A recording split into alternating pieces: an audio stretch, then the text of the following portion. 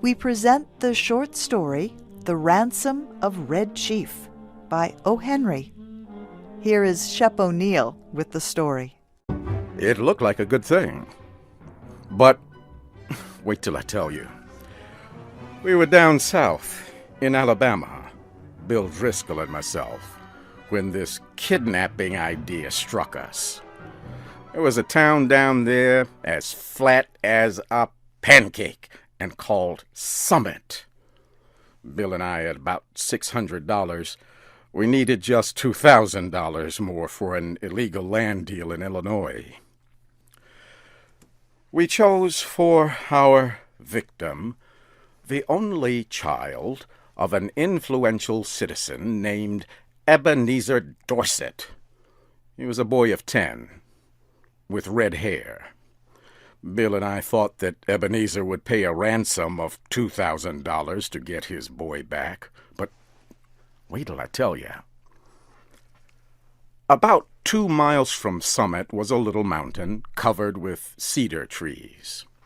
There was an opening on the back of the mountain. We stored our supplies in that cave.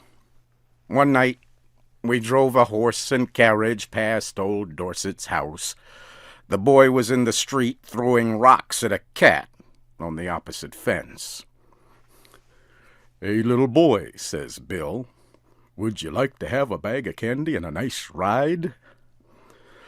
The boy hits Bill directly in the eye with a piece of rock.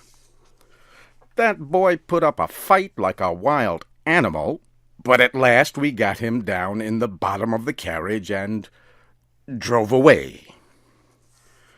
We took him up to the cave. The boy had 2 large bird feathers stuck in his hair.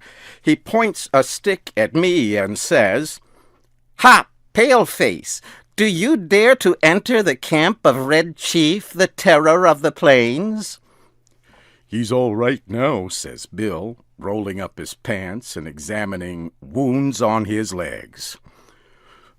"We're playing Indian. I'm old Hank, the trapper, Red Chief's captive. I'm going to be scalped at daybreak by Geronimo. That kid can kick hard." "Red Chief," says I to the boy, "would you like to go home?" "Oh, what for?" says he.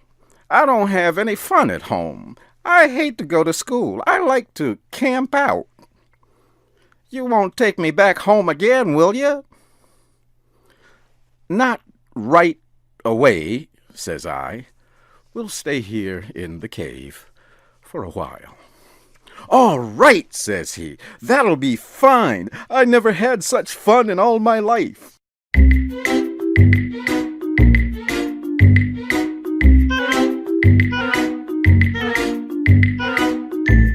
We went to bed about 11 o'clock. Just at daybreak, I was awakened by a series of terrible screams from Bill. Red Chief was sitting on Bill's chest with one hand holding his hair. In the other, he had a sharp knife. He was attempting to cut off the top of Bill's head based on what he had declared the night before. I got the knife away from the boy, but after that event, Bill's spirit was broken. He lay down, but he never closed an eye again in sleep as long as that boy was with us. "Do you think anybody will pay out money to get a little imp like that back home?" Bill asked. "Sure," I said. "A boy like that is just the kind that parents love. Now, you and the chief get up and make something to eat while I go up on the top of this mountain and look around." I climbed to the top of the mountain. Over toward Summit, I expected to see the men of the village searching the countryside, but all was peaceful. "Perhaps," says I to myself, "it has not yet been discovered that the wolves have taken the lamb from the fold. I went back down the mountain. When I got to the cave, I found Bill backed up against the side of it. He was breathing hard, with the boy threatening to strike him with a rock. "He put a red-hot potato down my back," explained Bill, "and then crushed it with his foot. I hit his ears. Have you got a gun with you, Sam?" I took the rock away from the boy and ended the argument. "I'll fix you," says the boy to Bill. "No man ever yet struck the Red Chief but what he got paid for it. You better be careful." After eating, the boy takes a leather object with strings tied around it from his clothes and goes outside the cave, unwinding it. Then we heard a kind of shout. It was Red Chief holding a sling in one hand. He moved it faster and faster around his head. Just then I heard a heavy sound and a deep breath from Bill. A rock, the size of an egg, had hit him just behind his left ear. Bill fell in the fire across the frying pan of hot water for washing the dishes. I pulled him out and poured cold water on his head for half an hour. Then I went out and caught that boy and shook him. "If your behavior doesn't improve," says I, "I'll take you straight home. Now are you going to be good or not?" "I was only funnin'," says he. "I didn't mean to hurt old Hank, but what did he hit me for? I'll behave if you don't send me home."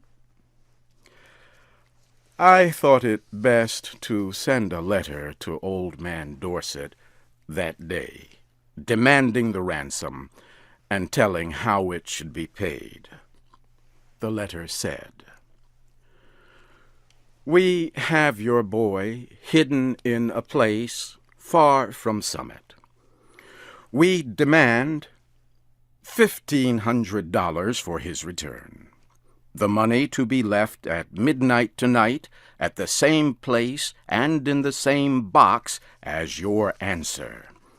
If you agree to these terms, send the answer in writing by a messenger tonight at 8:30. After crossing Owl Creek, on the road to Poplar Cove, there are 3 large trees. At the bottom of the fence, opposite the 3rd tree, will be a small box. The messenger will place the answer in this box and return immediately to Summit. If you fail to agree to our demand, you will never see your boy again. If you pay the money as demanded, he will be returned to you safe and well within 3 hours." I took the letter and walked over to Poplar Cove. I then sat around the post office and store. An old man there says he hears Summit is all worried because of Ebenezer Dorset's boy having been lost or stolen. That was all I wanted to know. I mailed my letter and left. The postmaster said the mail carrier would come by in an hour to take the mail on to Summit. At 8:30, I was up in the 3rd tree, waiting for the messenger to arrive. Exactly on time, a half-grown boy rides up the road on a bicycle. He finds the box at the foot of the fence. He puts a folded piece of paper into it and leaves, turning back toward Summit. I slid down the tree, got the note, and was back at the cave in a half hour. I opened the note and read it to Bill. This is what it said. Gentlemen, I received your letter about the ransom you ask for the return of my son. I think you're a little high in your demands. I hereby make you a counter-proposal, which I believe you will accept. You bring Johnny home and pay me $250, and I agree to take him off your hands. You had better come at night, because the neighbors believe he is lost, and I could not be responsible for what they would do to anybody they saw bringing him back. Very respectfully, Ebenezer Dorset. Great Pirates of Penzance, says I, of all the nerve! But I looked at Bill and stopped. He had the most appealing look in his eyes I ever saw on the face of a dumb or talking animal. Sam, says he, what's $250 after all? We've got the money. One more night of this boy will drive me crazy. I think Mr. Dorset is making us a good offer. You aren't going to let the chance go, are you? Tell you the truth, Bill, says I, this little lamb has got on my nerves, too. We'll take him home, pay the ransom, and make our getaway. We took him home that night. We got him to go by telling him that his father had bought him a gun, and we were going to hunt bears the next day. It was 12 o'clock when we knocked on Ebenezer's front door. Bill counted out $250 into Dorset's hand. When the boy learned we were planning to leave him at home, he started to cry loudly and held himself as tight as he could to Bill's leg. His father pulled him away, slowly. How long can you hold him? Asked Bill. I'm not as strong as I used to be, says old Dorset. But I think I can promise you 10 minutes. Enough, says Bill.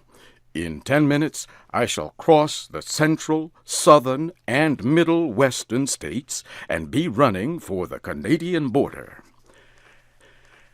And as dark as it was, and as fat as Bill was, and as good a runner as I am, he was a good mile and a half out of Summit before I could catch up with him.